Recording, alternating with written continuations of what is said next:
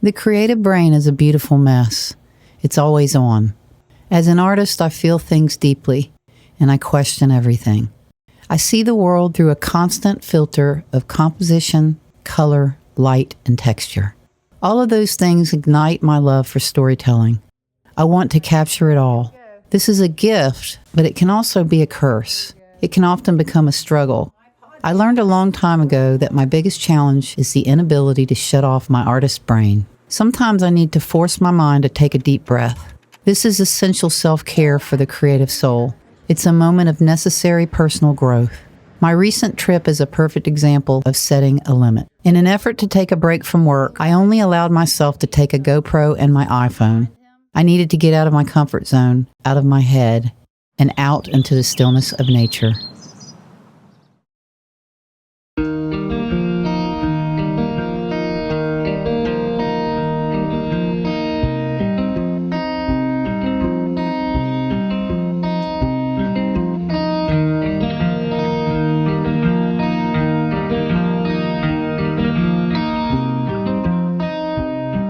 I recently went down to Port St. Joe to meet up with some friends for the annual Blast on the Bay Songwriters Festival. Needing some time away from the normal surroundings on a whim, I decided to drive down a day early for some time alone. My body was telling me I needed to be out in nature, and I felt a longing for some solitude to clear my mind. The 7-hour solo drive down was like therapy, and it offered me a lot of time to think.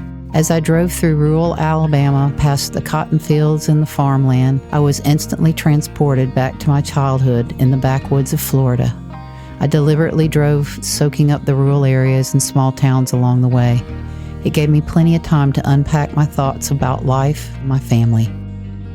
I listened to my favorite music, and each song helped me to connect to the thoughts and feelings I had been pushing down for some time. The lyrics became a mirror, offering moments of clarity that I was craving. I decided I would stay at St. George Island State Park campground for the night. I'm more of a glamper than a camper, but for one night, with the bathhouse and running water close by, it wasn't a big deal. My solo adventure was a great opportunity to get outside my comfort zone. I've never camped alone. I grabbed a pizza to go before pulling into my campsite around 4 p.m. As soon as I settled into my camp chair, the external chaos of the world faded. I took in the breeze blowing through the trees and the leaves rustling in the wind. The sound of the birds and the distant laughter of chatter all held my attention. I walked the campground right before dark and settled into my car for the night. The cooler temperatures made the night comfortable. In the morning, I wanted to explore as much as I could before my 1 p.m. checkout time. I had the whole day ahead of me with no plan. I grew up in Florida, but have not been in this area of the Panhandle before. It's a place that you don't hear about often. It feels like Florida's forgotten coast and reminds me of how Florida was back when I was a kid more than 50 years ago. No crowds, no high-rises, just pure Gulf Coast magic. I walked out of the campground and down a trail onto the beach. There, surrounded by the fresh, salty air and tranquility of nature, I walked around for an hour before deciding to sit and relax for a bit. The white, sandy beach was clean, beautiful, and there wasn't a soul around. The state park offers 9 miles of undeveloped beach and 60 sites for camping. Many are off the main road and only allow tents. Being alone in an unfamiliar setting offers a heightened sense of awareness of the things around you. This isn't something you feel when you're with company in familiar surroundings or when the noise of the city drowns out the silence. When you are in the quiet of nature, there is nowhere to hide. After several hours of exploring the beach and nearby trails, I returned to the campsite, packed up, and started my drive out.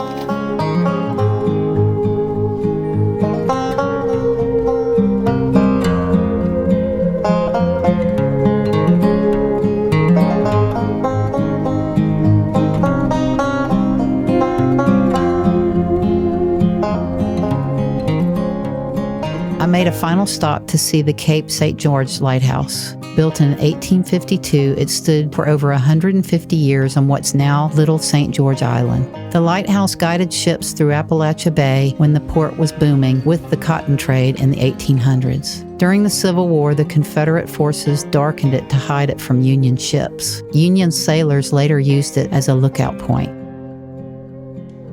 In October 2005, beach erosion and pounding waves knocked it into the Gulf. For 3 years, the locals recovered every brick, cleaned them by hand, and rebuilt the lighthouse. Standing 77 feet tall, it reopened in 2008. As I drove towards the bridge to leave the island, I couldn't imagine how scary it must be when the big storms come through. The island offers the Gulf of Mexico on one side and the Apalachicola Bay on the other. The Bryant-Patten Bridge connects the island to the mainland. Before 1965, the only access was by ferry. From there, I went west, crossing over the John Gorey Memorial Bridge on U.S. Highway 319. The original bridge from 1935 had a rotating section for tall ships. Just on the other side is the charming town of Apalachicola, founded in 1820. The historic downtown offers unique shops, art galleries, antiques, and fresh Gulf seafood at waterfront restaurants and cafes. In 1851, a local, John Gorey, invented refrigeration and air conditioning while seeking a way to cool his patients who were suffering from yellow fever. Today, Apalachicola is most famous for its incredible oysters, supplying 90% to Florida's food industry. I love these legendary tasty gems. They're the perfect balance of sweet, salty, and pure ocean flavor.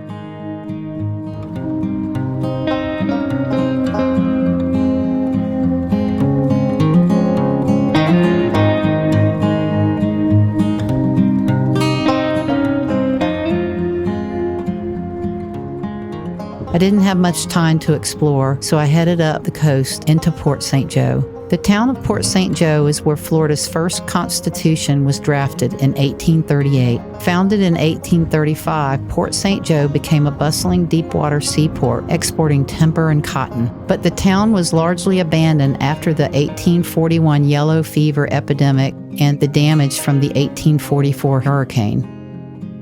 In 1938, the St. Joe Paper Company revised the town's growth. When the timber boom ended in the 90s, the mill closed in 1998. That was when the town became a tourist destination. Today, this little beautiful town is known for its great seafood, beaches, and outdoor activities like fishing and boating on the St. Joseph Bay. This part of the Panhandle is often referred to as Florida's Forgotten Coast. The area is a hotspot for retirees and vacationers. This sleepy town is quiet, beautiful, and sparsely populated. I drove through the historic downtown shopping district to check out the boutiques, antique shops, local eateries, and cafes.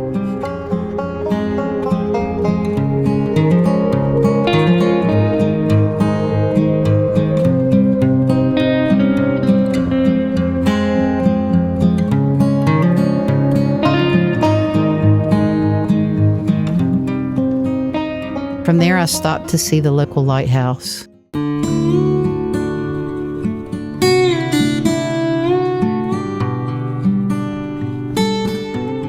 Built over 130 years ago, this skeletal lighthouse survived storms, Union troops in 1862, and decades of wind and surf.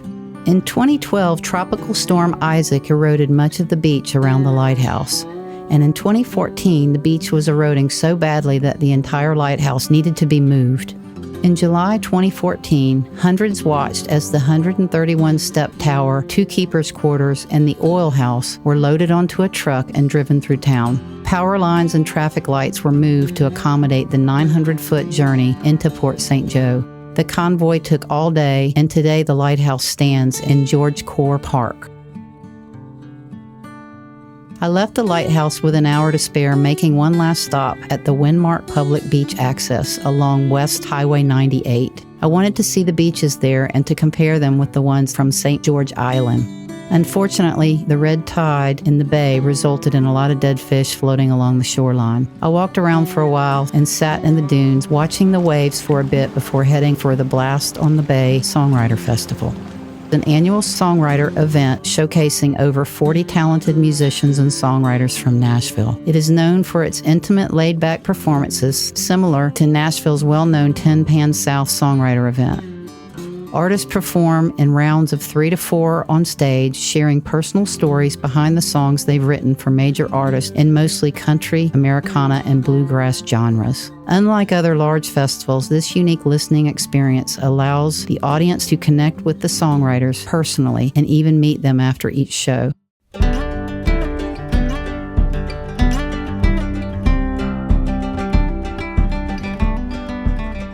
The kickoff party near the Lighthouse at George Poor Park on the first night included live music from Nashville's favorite 1970s tribute band, Vinyl Radio. The VIP tickets got us an open bar with an all-you-can-eat shrimp boil that was to die for. We popped into the Haughty Heron nearby, where I was reminded of the controversial 1972 Cosmopolitan Burt Reynolds spread, where he lay on a bearskin rug naked, covering his privates with his arm. It's very well known. They had it framed on the bathroom wall.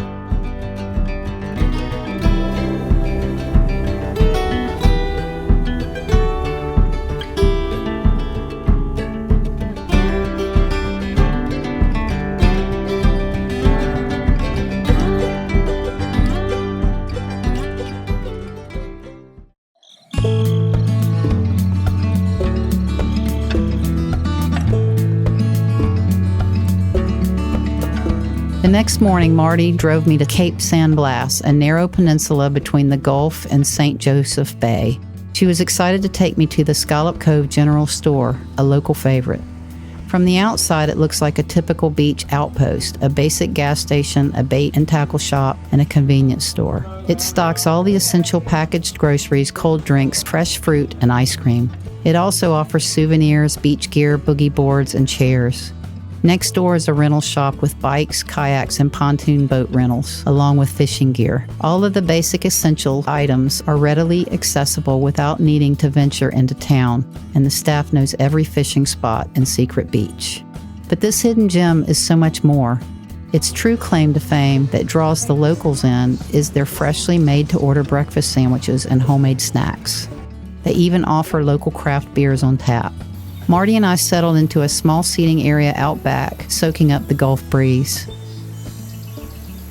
We headed on down the beach to an area known by the locals as Stumphole.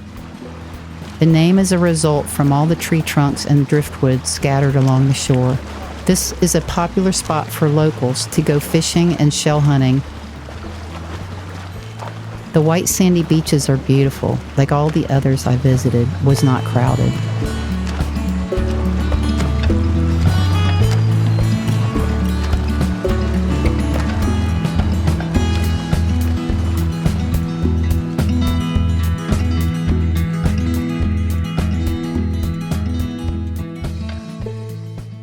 The rest of my trip was filled with songwriter rounds, great seafood, and quality time with Marty and Chris.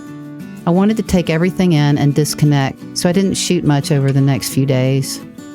My friends took me to their favorite places for seafood, like the White Marlin and Oysterette. This elegant beachfront restaurant was my favorite. We sat on the patio and watched the sunset, enjoying great seafood and drinks. We had lunch at Hunt's Seafood, sat outside on their upstairs patio next to the water while enjoying oysters and beer for lunch.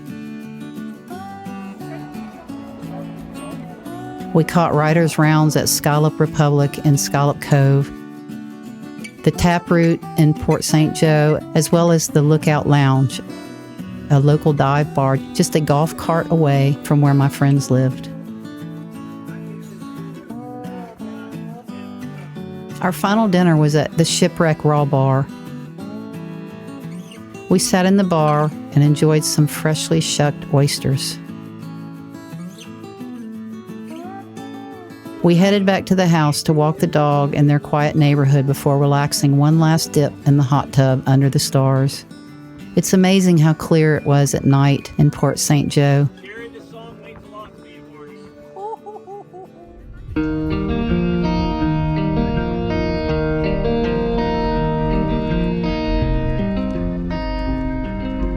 The next day I headed home from a great getaway. The long drive back gave me a lot of time to take in all the week had offered.